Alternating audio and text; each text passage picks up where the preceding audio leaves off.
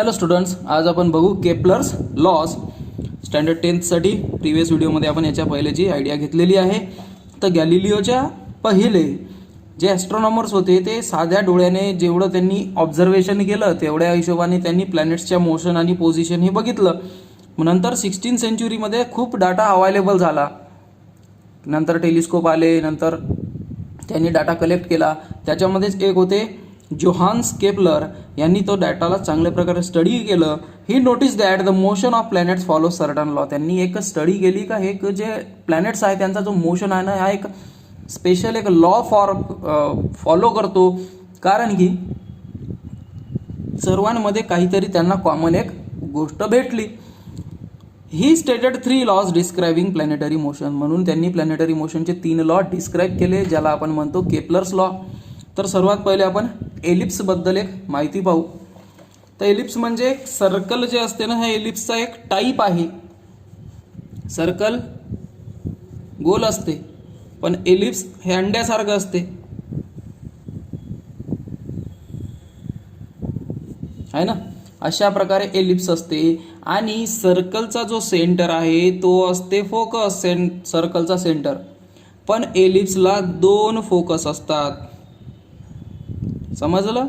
2 focus असतात याला. आणि याला फोकस 1 आणि याला फोकस 2 म्हणू आपण. तर एक जर असता तर फोकस, एक जर असता तर फोकस, पण एक पेक्षा जास्त असले मोर दॅन 1 तर त्याला फोकाय म्हणतात. ठीक आहे. आता काय कोणी कोणी फोसाय सुद्धा म्हणतात त्याला, तर फोकाय म्हणतात त्याला. याचा एक रूल आहे. सपोज एक पॉइंट घेतला मी इकडे ए. ठीक आहे. आता या पॉइंट ए पासून तर या F1चं डिस्टन्स आणि या ए पासून या F2चं डिस्टन्स सारखं राहील का? दिसत आहे का सारखं? नाही ना, सेम राहणार नाही. पण AF1 हा जो डिस्टन्स आहे प्लस AF2 हा जो डिस्टन्स आहे हा एक कॉन्स्टंट राहील. एक कॉन्स्टंट राहील म्हणजे दुसऱ्या एक्झाम्पलनं समजू. दुसरा एक पॉइंट घेतला मी बी. याचा डिस्टन्स घेऊ आणि हा घेऊ, म्हणजे BF1 आणि BF2 ह्याचा जेवढा डिस्टन्स आहे या दोघांचा, याचा बी तेवढाच डिस्टन्स राहील. समजलं? समजत आहे का तुम्हाला?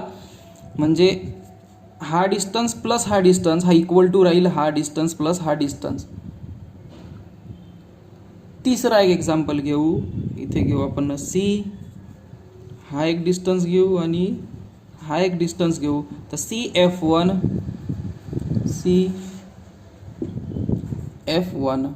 प्लस CF2 ह्याची सुद्धा डिस्टन्स हा सारखाच राहील. याची सुद्धा ॲडिशन जे केलेली आहे मी, हे सर्व एक कॉन्स्टंटच राहील. म्हणजे समजा या दोघांचं 12 सेंटीमीटर असेल ॲडिशन, तर या दोघांची बी 12 सेंटीमीटरच असेल आणि या दोघांचीही 12 सेंटीमीटरच असेल. मोजायची गरज पडणार नाही. हे एलिप्सची एक प्रॉपर्टी आहे. एक प्रॉपर्टी आहे एलिप्सची का त्याला 2 फोकाय असतात. दुसरी प्रॉपर्टी आहे का कोणताही पॉईंट घ्या एलिप्सवर, त्याच्या जो फोकस 1 आणि फोकस 2चा जेवढा डिस्टन्स आहे त्याची जे प्लस आहे, मग ते दुसरा कुठेही पॉईंट असो ते कॉन्स्टंटच राहणार.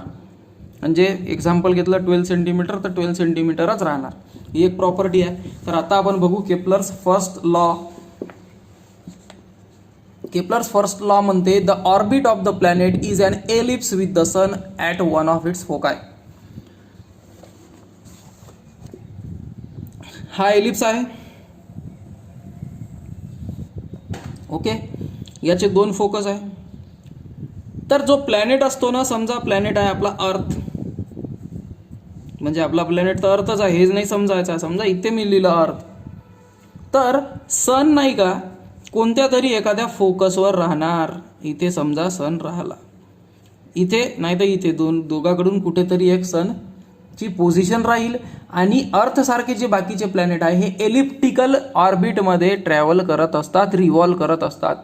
सर्क्युलर पाथमध्ये एकदम नशिबाचीच गोष्ट आहे का सर्क्युलर पाथमध्ये ते एखादा प्लॅनेट रिव्हॉल्व करण. आपल्याला आतापर्यंत सांगण्यात आलं होतं का सर्क्युलर पाथमध्ये रिव्हॉल्व करतात. म्हणजे अर्थ बा हे झाली हे झाली अर्थ आणि हा झाला सन. असं रिव्हॉल्व करतात, तर असं रिव्हॉल्व करत नाही, हे इलिप्टिकल ऑर्बिटमध्ये करते. आणि जो प्लॅनेट रिव्हॉल्व करतो तो काय करतो, त्या सनला कोणत्या तरी एका फोकसवर फॉलो करत असतो. सन कोणत्या तरी एखाद्या फोकसवर राहील, एक तर इथे राहील नाही तर इथे राहील, आणि प्लॅनेट हे त्याला ऑर्बिट करत असतात. हे आहे केपलरचा फर्स्ट लॉ.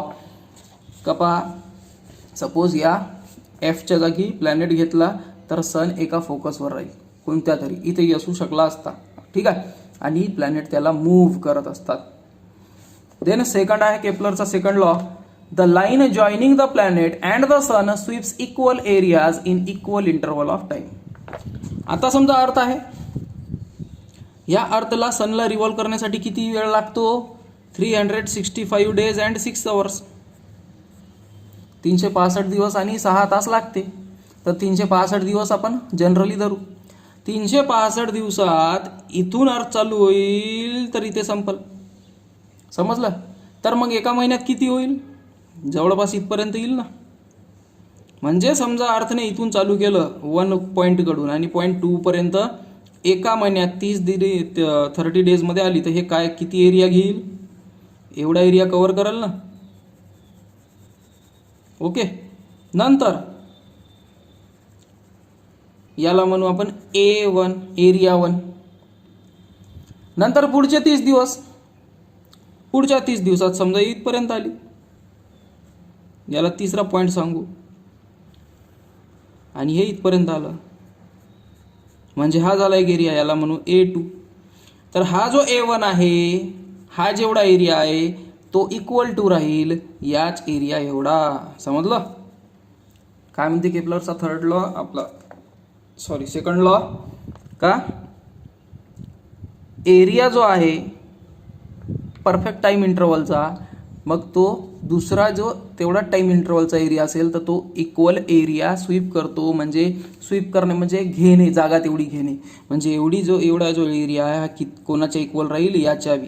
आणि समजा पुढच्या 1 महिन्यासाठी ते एवढं घेत असेल तर त्याला सुद्धा तेच कंडिशन लागू होईल. याला A3 म्हणू, हे 4 नंबरचा पॉईंट, तर हा सुद्धा इक्वल टू A3च राहील. तर काय म्हणते तो प्रॉपर्टी काय आहे, लॉ काय म्हणतो, the line joining the planet and sun sweeps equal areas in equal interval of time. हे बघा, प्लॅनेटने इथे चालू केलं, समजा 30 दिवसात ते B पर्यंत आला, तर हे पहिला एरिया. नंतर 30 दिवसात तो C पासून D पर्यंत गेला, हे मधातलं त्याला सोडून द्या, हे 2-3 महिने सोडले. 1 महिन्यासाठी अजून तो C आणि D पर्यंत आला, हा एक दुसरा एरिया. आणि EF हा 30 दिवसात आला, तर AB चा जो पहिला एरिया आहे हा बी तेवढाच राहील, हाही तेवढाच राहील, आणि हा सुद्धा तेवढाच राहील. तर असं त्याचा सेकंड लॉ सांगतो. नंतर केपलरचा थर्ड लॉ आहे, the square of its period of revolution around the sun is directly proportional to the cube of the mean distance of the planet from the sun. आता जे प्लॅनेट्स आहे, जसं का आपण अर्थ कन्सिडर केली, ही अर्थ कशी ट्रॅव्हल करत आहे म्हटलं, सनच्या आजूबाजूला एलिप्टिकल ऑर्बिटमध्ये. सन कुठेतरी वन ऑफ इट्स फोक आहे, कोणत्या तरी एखाद्या फोकसवर आहे. आता डिस्टन्स सारखं राहील का, दिसत आहे का सारखं, एवढ्या अंतरावर खूप कमी डिस्टन्स आहे. म्हणूनच इथे काय असतं, इथे उन्हाळा सुरू असते, ठीक आहे. एवढ्या एरियावर तर खूपच दूर आहे, म्हणजे इथे हिवाळा धरू आपण. तर याच्यातला जे ॲव्हरेज डिस्टन्स आहे, इथे खूप कमी, इथे खूप जास्त, पण आपण ॲव्हरेज डिस्टन्स ते धरलं, ज्याला 14,96,00,000 किलोमीटर आपण म्हणतो, तर त्याला म्हणतो मीन डिस्टन्स, ॲव्हरेज डिस्टन्स. तर ॲव्हरेज डिस्टन्सला आपण काउंट करू, फक्त इथे ॲव्हरेज डिस्टन्स लक्षात ठेवू. The square of period of revolution around the sun. तर रिव्हॉल्युशनचा जेवढा पिरियड आहे, जसा का रिव्हॉल्युशनचा पिरियड ज्याला आपण टाइम म्हणतो, तर टाइम किती आहे,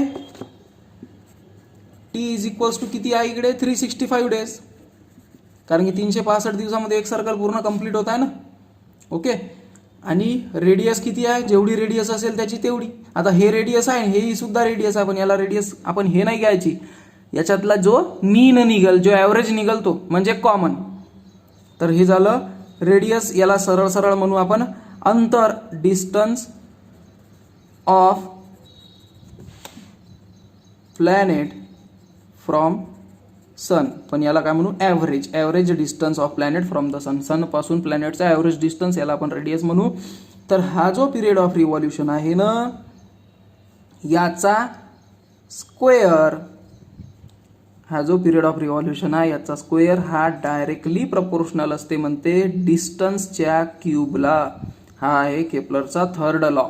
केपलरचा थर्ड लॉ काय म्हणते, the square of its period of revolution, म्हणजे इट्स म्हणजे प्लॅनेटचा पिरियड ऑफ रिव्हॉल्युशन सनच्या around, is directly proportional to, हा डायरेक्टली प्रपोर्शनल आहे. डायरेक्टली प्रपोर्शनल म्हणजे वाढला, हा वाढला टाइम तर अंतरही वाढला समजा, आणि टाइम कमी झाला म्हणजे अंतरही कमी झालं. म्हणजे डिस्टन्स वाढत असेल तर टाइम वाढेल, डिस्टन्स कमी होत असेल तर टाइम कमी होईल. Is directly proportional to the cube of mean distance of planet from the sun. म्हणजेच T square is directly proportional to R cube, आणि आर क्यूबला इकडे जर नेलं तर आपण T square upon R cube is equals to K. K म्हणजे आपण एक ग्रॅव्हिटेशनल कॉन्स्टंट घेतलेला आहे, कोणता तरी एक नंबर कॉन्स्टंट घ्यावा लागते. तर अशा प्रकारे केपलरनी काय केले, 3 लॉ स्टेट केले. तुम्हाला होमवर्क आहे का हे 3ही लॉ केपलरचे लिहायचे डायग्राम सोबत. ठीक आहे, हे 3ही लॉ तुम्हाला डायग्रामच्या सोबत लिहायचे आहे. 1, 2, 3 आणि प्लस ही डायग्राम. आता केपलर यांनी काय केलं माहिती आहे का, याला काही प्रूफ दिला का, त्यांनी फक्त ऑब्झर्वेशनवरून एवढं कॅल्क्युलेशन काढलं. तर याला कोणत्या प्रकारे त्यांनी प्रूफ नाही दिलं, त्यांनी एक्सप्लेनेशन देऊ नाही शकले. कारण की काय बा, कसं प्लॅनेट ओबे करतात बा, हे लॉ कसं फॉलो करतात. पण ह्या जो फॉर्म्युला आहे, हे जे 3 लॉज आहे, त्याचा फायदा कोणाला झाला, इट हेल्प्स न्यूटनना खूप फायदा झाला. ते आपण नंतर बघणारच आहोत पुढे जाऊन. म्हणूनच त्यांनी थिअरी ऑफ ग्रॅव्हिटेशन काढली, आणि त्याच्यातला सर्वात मेन जो थर्ड लॉ आहे ना, हा खूप कामी आला न्यूटन यांना. ओके, तर अशा प्रकारे आपला केपलर्स लॉ होता. तर पूर्ण व्हिडिओ बघितल्याबद्दल थँक्यू. भेटू आपण नेक्स्ट व्हिडिओमध्ये. Till then bye.